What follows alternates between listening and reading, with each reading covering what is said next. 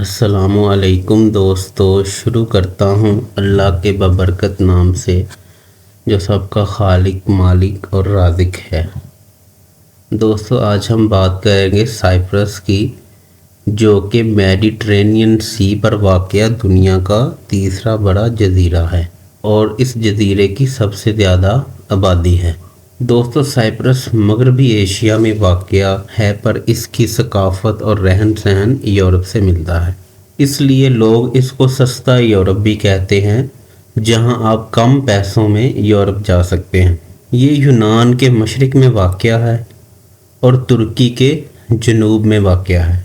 इसके मशरक़ी हिस्से को रिपब्लिक ऑफ साइप्रस कहते हैं और जनूबी हिस्से को, जो कि तुर्की के पास है, उसे Turkish Republic of North Cyprus कहते हैं।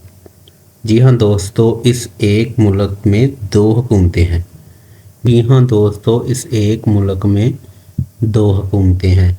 मशरिक़ में यूनान की हुकूमत है और तुर्की की हुकूमत जनूब में है।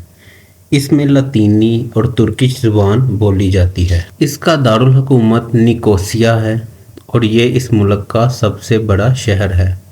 ये वाहिद कैपिटल है जो दो कंट्रीज़ में आता है। एक हिस्सा एशिया में जबकि दूसरा हिस्सा तुर्की में आता है।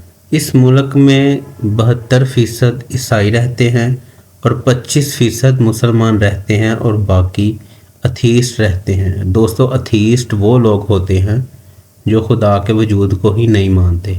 वो कहते हैं कि दुनिया खुद ही बन गई, दुनिया में कोई खुदा मौजूद नहीं। दोस्तों, ये मुल्क यूनाइटेड किंगडम से 16 अगस्त 1960 को आज़ाद हुआ था। इसका कुल रकबा 3572 स्क्वायर मीटर है और इसकी आबादी 10 लाख है। इसकी जीडीपी $54.1 बिलियन है। 37,000 पर कैपिटा इनकम है, जो कि पोलैंड और अमेरिका से कहीं ज़्यादा है। इसकी करेंसी यूरो और लीरा है। जो मुल्क का हिस्सा यूरोप के पास है उसमें यूरो करेंसी यूज़ होती है और जो तुर्की के पास है उसमें तुर्किश लीरा करेंसी यूज़ होती है। दोस्तों, साइप्रस बहुत कदीम और ख़ूबसूरत मुल्क है। दुनिया में सबसे ज़्यादा पुराने पानी के जो कुएँ हैं वो इस मुल्क में मौजूद हैं। दोस्तों, यहाँ के लोग बहुत ज़्यादा मेहनती हैं और ये सालाना $7.6 मिलियन की मछली दूसरे मुल्कों को फ़रोख्त करते हैं। क्योंकि ये एक जज़ीरा है, यहाँ पे मछली ज़्यादा पकड़ी जाती है। ये खुद मछली नहीं खाते, खुद मछली खाना पसंद नहीं करते, बल्कि दूसरे मुल्कों को एक्सपोर्ट करते हैं। अब हम आपको बताएंगे कि ये मुल्क दो हिस्सों में तकसीम क्यों हुआ। ये जज़ीरा पिछले 60 साल से तुर्की और यूनान के दरमियान तनाज़े का सबब बना हुआ है। तुर्की इसको हासिल करने के लिए 1974 में एक जंग भी कर चुका है। ये इलाका इतना अहम क्यों समझा जाता है? इसकी अहमियत इसलिए ज़्यादा है कि दोस्तों, शाम, लिबनान और मिस्र जैसे इलाकों पर हमला करना हो तो साइप्रस की एयर बेस बेहतरीन लोकेशन पर वाक़या है, जिससे इन ममालिक पर कब्ज़ा आसानी से हो सकता है।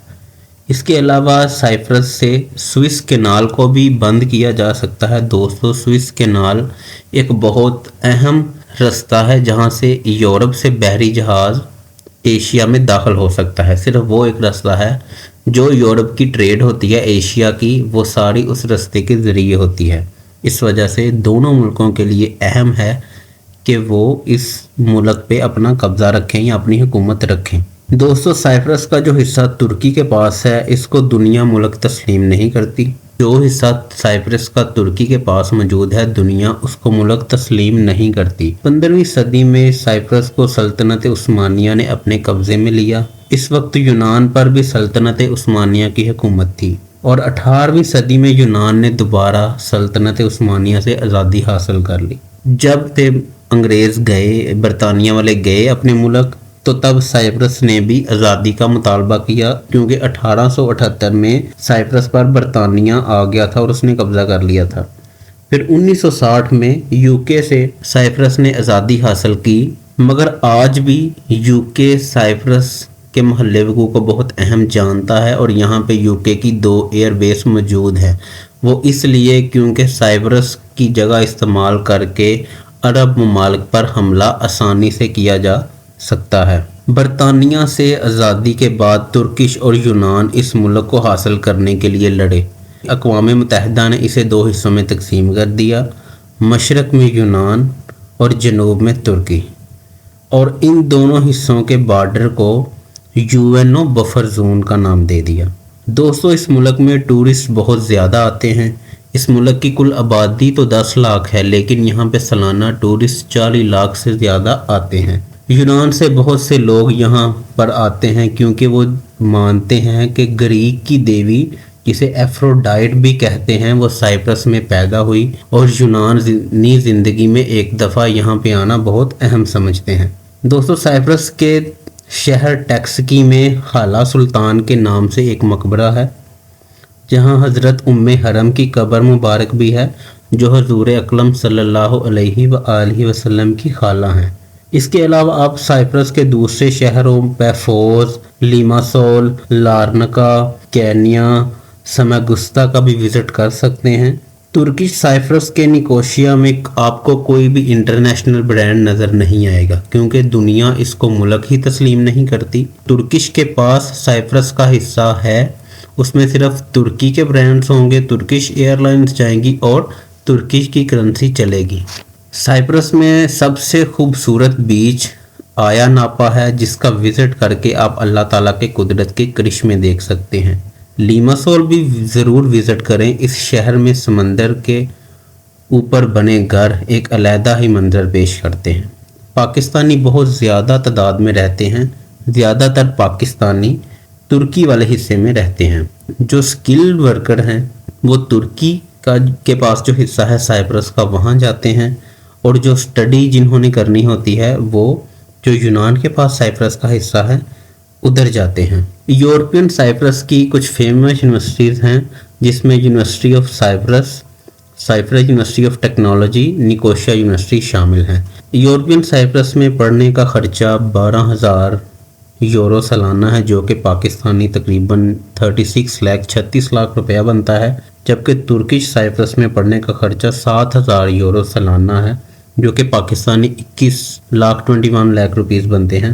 یورپ سائپرس میں آپ آگے شینجن کنٹریز کے کسی بھی ملک میں جا سکتے ہیں، کیونکہ فیوچر میں بہت جلد سائپرس شینجن کنٹریز میں شامل ہو جائے گا۔ یہاں آپ انٹرمیڈیٹ کے بعد بھی اسٹڈی ویزا پر جا سکتے ہیں۔ یورپین سائپرس میں آپ یورپ کی ڈگری 36 لاکھ روپے میں حاصل کر سکتے ہیں، جبکہ وہی ڈگری آپ UK، جرمنی، اسکاٹش یونیورسٹیز میں وہی ڈگری آپ 70 سے 80 لاکھ روپے سالانہ میں حاصل کریں گے۔